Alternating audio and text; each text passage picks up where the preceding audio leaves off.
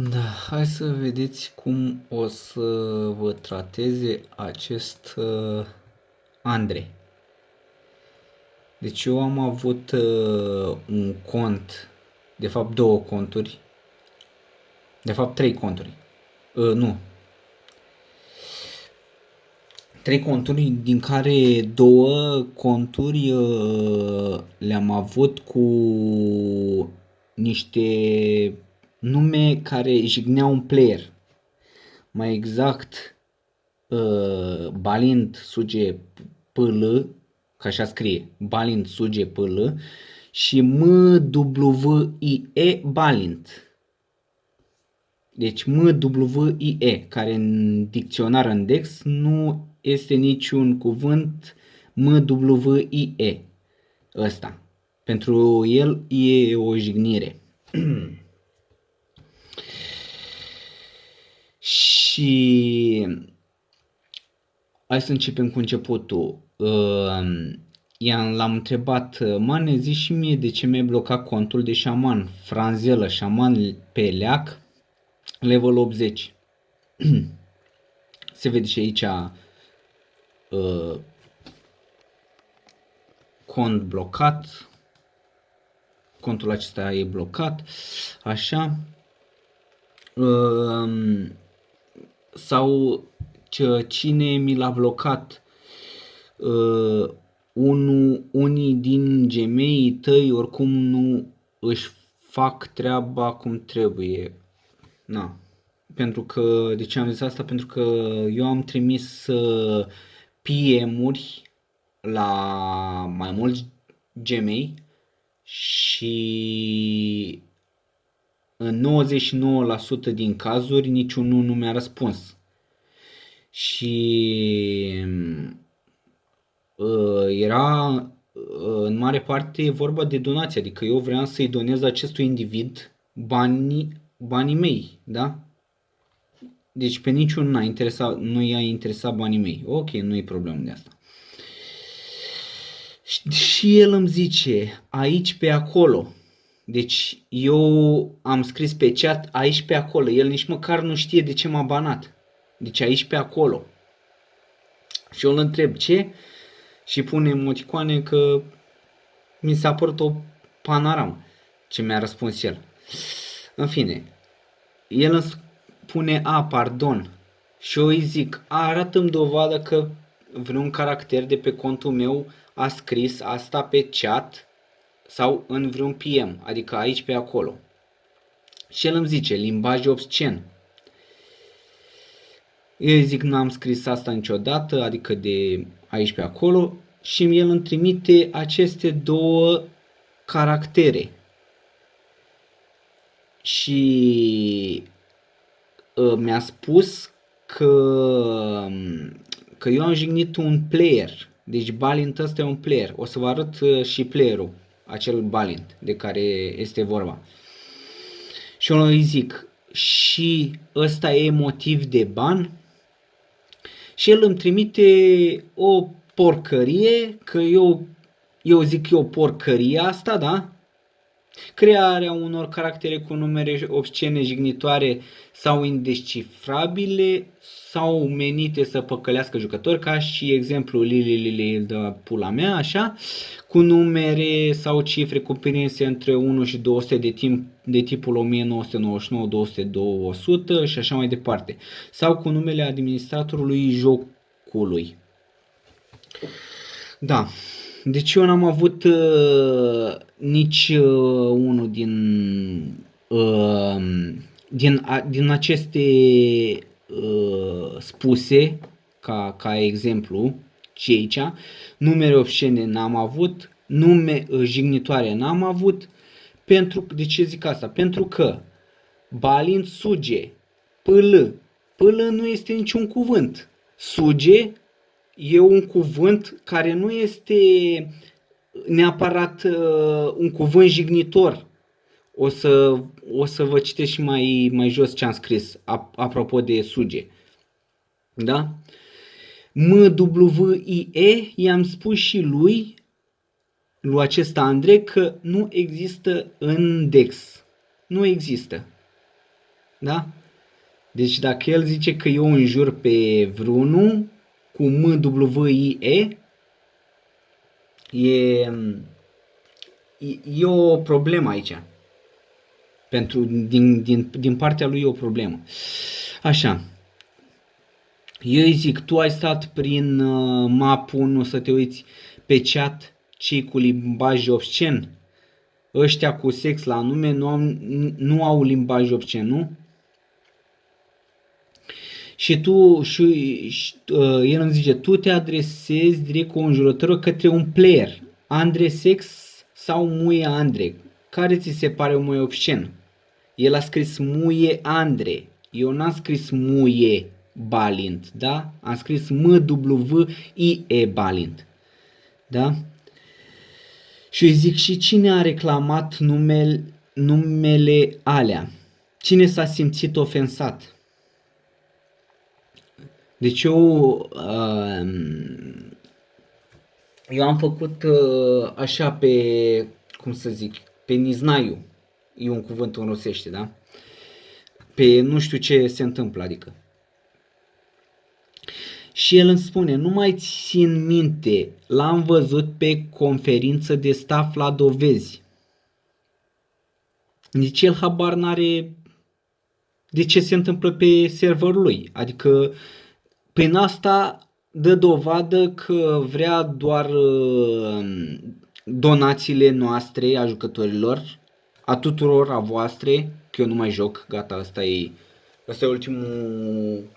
ultima mea seară pe acest server de căcat. Și eu îi zic, de când ți-am zis că mi-a spart conturile, de ce nu m-ai blocat de atunci? Sau de ce nu m-ai atenționat?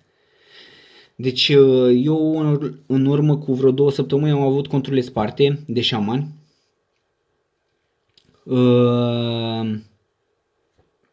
L-am atenționat, mi-a dat parole noi, i-am zis schimbă-mi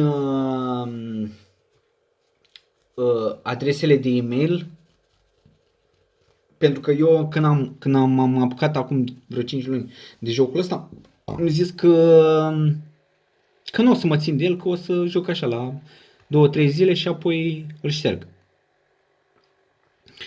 El nu mi-a schimbat e-mail-ul, mi-a schimbat parolele. Așa, și de ce nu m-ai atenționat? Și acum de făți așa bani și acum de dați așa bani direct fără niciun avertisment, așa să îl șterg sau ceva de genul? I-am zis că direct am pus shop-urile, deci eu n-am intrat 5 luni de zile, eu intram pe conturile alea mici, intram de vreo 2-3 ori pe lună, cam atâta.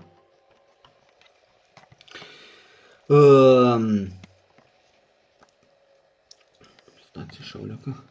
Și i-am zis că până acum nu m-a atenționat nimeni de acele conturi. Și acum el mi le-a blocat. Da? Și când i-am zis să-mi dea, să-mi schimbe, pentru că atunci când mi-au fost parte conturile, stați așa o lecă.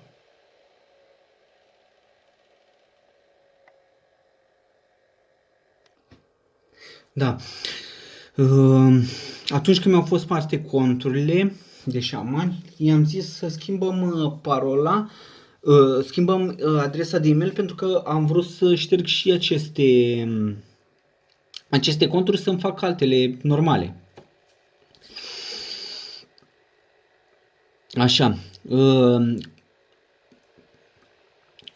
I-am zis că fără niciun avertisment, că oricum nu puteam să le șterg, că tu în loc să-mi schimbi e-mailul la conturi, să îmi pun orice parolă, tu mi-ai schimbat parola. Și mă rog, unde scrie muie, că tot ai zis de muie? Sau mai bine zis, unde îs cuvintele alea jignitoare, că eu nu le văd, suge, e un cuvânt jignitor, ofensator de când? Când spui că cineva suge o bomboană, îl jignești sau cum? Și el îmi zice, era un exemplu. Da? Și îi zic, și unde scrie muie, că eu nu văd? Scrie M-W-I-E. Arată și mie în Dex că există cuvântul ăsta și că arată sensul, că arată ca sensul lui este unul jignitor. Vezi că mai am un cont, frate, îi zic, deja m-a sictirit și oricum știam că de 2 zile de când am vorbit cu el că nu o să mai îmi dea contul ăla, nu o să mi-l deblocheze și oricum eu nu stau în bătaie de joc a nimănui, mă piș pe el de server, adică eu când văd că cineva își bate așa carul de mine, eu îi zic că marci când ba pula măta, da? Ia-ți serverul și fă borș cu el, dă-te în pula mea. Înțelegi? Și zic, vezi că mai am un confrate, fac, pe ăsta nu mi-l banezi. Nu, pentru că nu se adresează către niciun player. Și deci stăm să vedeți și fac ravagii, scrie aici, nu știu dacă se vede, în fine. Și care balintă la care mă adresez eu sau s-a apucat Gabi Balin de jucat Metin și nu știu eu. Vă dați seama că am început să-l iau la mișto pentru că am văzut că acest Andrei e un copil. Cred că mai mult de 20 de ani n-are. Sau dacă are 20 de ani, nu știu dacă îl duce mintea mai mult de 16. Arată-mi-l și mie pe Balint ăla care s-a simțit așa ofensat că am scris muie, care de fapt nici nu înseamnă muie, M-W-I-E, care de fapt nici nu înseamnă nimic pentru că nu există. M-W-I-E, M-E-O-W, e același rahat, în fine. Și zic, ia zi boss, cum îmi retrag și eu Yangul de aici că e munca mea de 5 luni pe server și numai din shop-ul ăsta am 16 miliarde, da? Deci aveam un shop aici, e din ăla care mi l-a banat, vreo 16 miliarde. Aici mai aveam vreo 30-40 de miliarde, în fine. Chestia e că pe contul ăsta de care l-aveam franzelă, contul de șaman pe leac, așa, pe contul ăla erau 4 caractere, din care 2 sunt alea cu Balint. Deci eu în 5 luni cât am farmat am pus, să zicem, nu știu, vreo 50% din tot ce am farmat eu le-am pus pe aceste caractere să le fac shop. Și după cum am zis, eu în 5 luni de zile pe aceste caractere, în afară de franzelă care e bufferul meu pe deleac, pe celelalte caractere de level 1 intram de 2-3 ori pe lună. Iar acum, deci în 5 luni sau aproape 5 luni de când m-am apucat, nu a văzut nimeni, nu a depistat nimeni aceste caractere care sunt în ghilimele ofensatoare, da? Numele lor. Da? Iar acum în 2 zile sau 3 zile de când mi-am deschis shop-urile astea, da? Cineva a remarcat aceste nume ofensatoare și mi le-a raportat ca fiind jignitoare pentru cineva. Pentru cine nu știu, că o să vă arăt acum, o să vă arăt că Balint ăla e tot contul meu, da? Prietene, ăsta care probabil m-a reportat, că presupun că ăsta mi-a dat raportul, are numele Balin. B-A-L-L-I-N. Cred că ăsta mi-a dat raportul, nici de cum Balint, adică B-A-L-I-N-T. Îi explicam pe litere prostului, că poate nu înțelegea. E o mică mare diferență. Nu știu dacă se vede, B-A-L-L-I-N. Deci cred că individul ăsta m-a raportat, da? Așa. Și acum când chiar m-am lăsat de jocul ăsta, da? I-am zis, boss, ești mulțumit acum? Că oricum nu mai intru. Că ăla pe care l-am înjurat eu e tot pe contul meu, caracterul meu. Ce am făcut? M-am înjurat singur, hai să cădem la un comun acord. Asta am scris-o înainte să mă hotărăsc să mă las de joc. Acum chiar m-am hotărât să mă las de joc. Da, pentru că eu am investit în serverul tău. Deci se vede, nu știu, nu cred că se vede aici.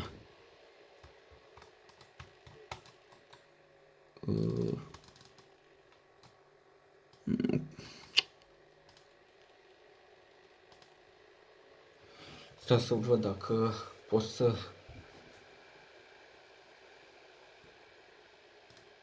Deci se vede, da? B-A-L-I-N este cu șamanca mea de level 80 pe binecuvântare, dragon binecuvântare, cum se spune, da? Iar Franzelă era pe...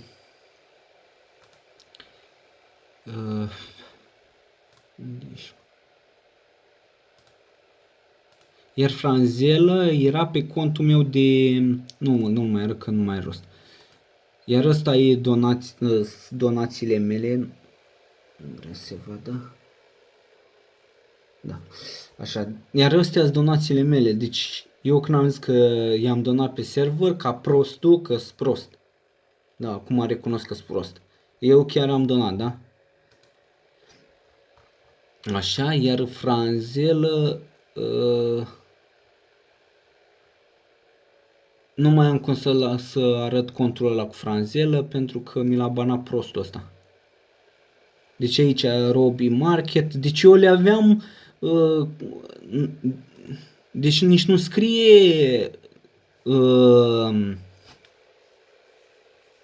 deci nici nu scrie toate, deci eu le aveam până la numărul 10, adică 10 conturi pe toate mi le-a verificat. Nu știu cine naiba mi le-a verificat, dar pe toate, mă. Adică 10 conturi, 10 mi le verifică. Dă-te morții, mătii, că-mi ba pula măta cu contul mătii și cu serverul mătii de căcat. Pișama și pe morții tăi și pe răniții mătii.